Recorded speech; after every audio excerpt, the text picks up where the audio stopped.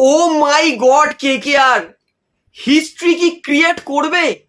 মানে আজকে মুম্বাইয়ের বিরুদ্ধে ম্যাচ জেতার পরে কেকেআর এর কিন্তু প্লে অফসের সম্ভাবনা 20% বেড়ে গেল। মানে 1.3 থেকে কলকাতা নিজের প্লে অফসের সম্ভাবনা এই মুহূর্তে 20-তে নিয়ে এসেছে।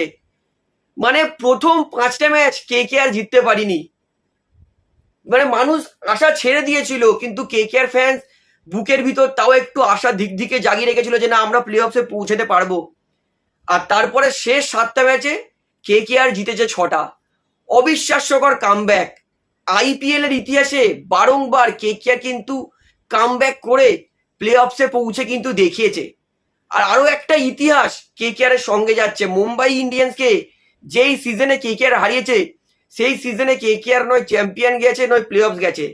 অর্থাৎ মুম্বাই ইন্ডিয়ান্সকে যেই সিজনে কেকেআর হারায়, সেই সিজনে কেকেআর কমপক্ষে প্লে অফস খেলেই। তো এইটা বলবো একটা কেকেআর এর জন্য বড় পজিটিভ দিক, যে মুম্বাই ইন্ডিয়ান্সকে আমরা হারিয়েছি, আমাদের রেকর্ড তাই বলছে আমরা কিন্তু প্লে অফস খেলি।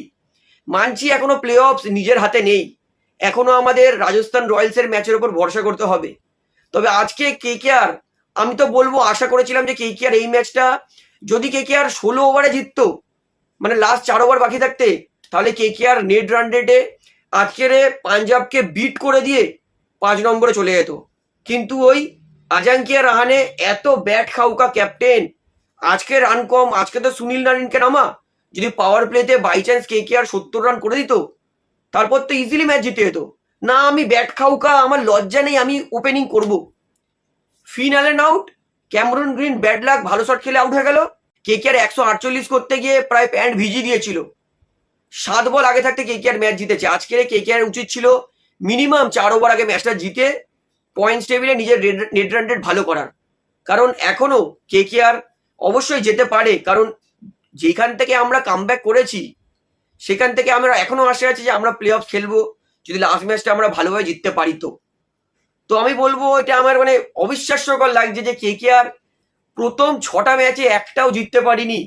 মানে আমি কত খারাপ অবস্থায় ছিলাম আমরা কেকেআর ফ্যান্সরা, সেখান থেকে আমরা বাউন্স ব্যাক করে এই মুহূর্তে, যেই পাঞ্জাব নিজের পিক ফর্মে ছিল আর কেকেআর নিজের খারাপ ফর্মে ছিল, মানে ভাবুন কেকেআর নিজের খারাপ সিজনেও কেকেআর প্লে অফসে কোয়ালিফাই করতে পারে, আর পাঞ্জাব নাকি নিজের পিক সিজন, এটা পিক। পাঞ্জাব এই মুহূর্তে কেকেআর এর সঙ্গে একই পয়েন্ট লেভেলে আছে। অর্থাৎ কেকেআর মাটিতে ছিল, পা রেখেছিল, ভগবান কেকেআর কে আশীর্বাদ দিয়েছে। পাঞ্জাব উড়ছিল, ভগবান বলছে যে না, বেশি উড়ো না। আমি এখনো ভগবানের কাছে প্রে করব, কারণ দেখুন কেকেআর জিতবে, কিন্তু আমাদের ভগবানের উপর ভরসা রাখতে হবে। অহংকারী হলে চলবে না। এই যে অহংকার করে বড় বড় ডায়লগ দেবো, এইসব করলে কিন্তু ভগবান শুনে আশীর্বাদটা তুলে নেবে, কেকেআর আবার মুখ থুবড়ে পড়ে যাবে। তাই আমাদের কিন্তু মাটিতে পা রেখে চলতে হবে। এখনো কিন্তু আমরা কোয়ালিফাই করিনি, এখনো ভগবানের কাছে আমাদের প্রে করতে হবে। তো আজকের সুনীল নারিনের অবিশ্বাস্যকর বল, মানে এরকম ইনিংস, মানে এরকম বোলিং সুনীল নারিনের কাছে আমি নতুন দেখছি না। আজকেও 4 ওভারে 13 রান দিয়েছে, সেখানে টি20কে টেস্টে পরিণত করে দিয়েছে সুনীল নারিন। আর আমি আজাঙ্কিয়া রাহানের ওপর একটা জিনিস মাথা গরম হয়ে যায়, কার্তিক ত্যাগী নো ডাউট ভালো বোলার, এতে কোনো সন্দেহ নেই, কিন্তু কার্তিক ত্যাগী লাস্ট ওভারে যখনই বল দেয় সে মিনিমাম 20 রান খাবেই, ওটা কার্তিক ত্যাগীর কোটা। আজকে বোলাররা ব্যাটিং করছে, কার্তিক ত্যাগী তাদের কাছে 20 রান খেয়ে 19 রান খেয়ে গেল। মানে এত রান যাই না, মাথা গরম হয়ে যাচ্ছিল কেকেআর এর লাস্ট 3টে ওভার দেখে।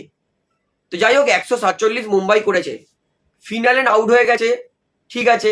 প্রথমত আমি আজাঙ্কিয়া রাহানেকে ওপেনিং দেখে আমার মাথা গরম হয়ে গেছে।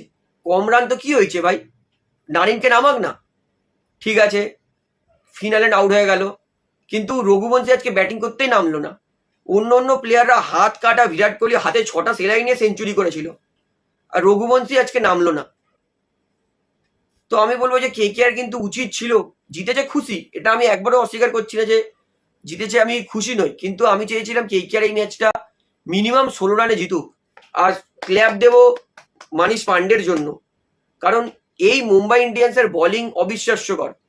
সেই বোলিং এর বিরুদ্ধে মনীষ পান্ডে যা ইনিংস খেলেছে সেন্সেবল, ভাই স্যালুট মনীষ পান্ডের ইনিংসকে, স্যালুট। আর রহমান পাওয়াল এত গায়ের জোর, কিন্তু তার বল মাঠের বাইরে যায় না। তো যাই হোক, তেজস্বী সিং ধাইয়া আমার একটা হ্যাংওভার ছিল, আজকে তার ব্যাটিং থেকে পুরোপুরি কেটে গেছে। আমি আর এই সিজনে তেজস্বী সিং ধাইয়াকে প্লেইং 11-এ নেওয়ার কথা আর বলবো না। কারণ তিনি যা ব্যাটিং দেখিয়েছেন, হরেবল ব্যাটিং। তো যাই হোক, কেকেআর আজকে রিঙ্কু সিং 4 মেরে কেকেআরকে জিতিয়ে দিয়েছে। তো আমি খুশি, এখন আমি প্রে করছি, আই হোপ যে কেকেআর লাস্ট ম্যাচটা অবশ্যই জিতবে, রাজস্থান লাস্ট ম্যাচটা হারবে, কেকেআর প্লে অফসে কোয়ালিফাই করবে। তো আমার জন্য তো আজ ম্যান অফ দ্য ম্যাচ অবশ্যই সুনীল নারিন, এবং আমি প্রে করব কেকেআর যাতে প্লে অফসে পৌঁছাক। তো আপনার কি মনে হয়, কেকেআর কি প্লে অফসে পৌঁছাতে পারবে? সেটা আমাকে অবশ্যই কমেন্টে জানাবেন। তো ভিডিওটা এখানে শেষ করছি, আশা করি ভালো লাগলো। তো ভিডিওটি ভালো লাগলে অবশ্যই লাইক করুন, কমেন্ট করুন, শেয়ার করুন, এবং চ্যানেলের উত্তরণ সকলকে এক অনুরোধ করে রাখবো, যেহেতু এখানে আপনারা খেলার সমস্ত রকম আপডেটস পেয়ে যাবেন, তারা অবশ্যই পাবলিক ভিউ কলকাতা চ্যানেলটিকে সাবস্ক্রাইব করে বেল আইকন প্রেস করে অল করে রাখবেন। ধন্যবাদ।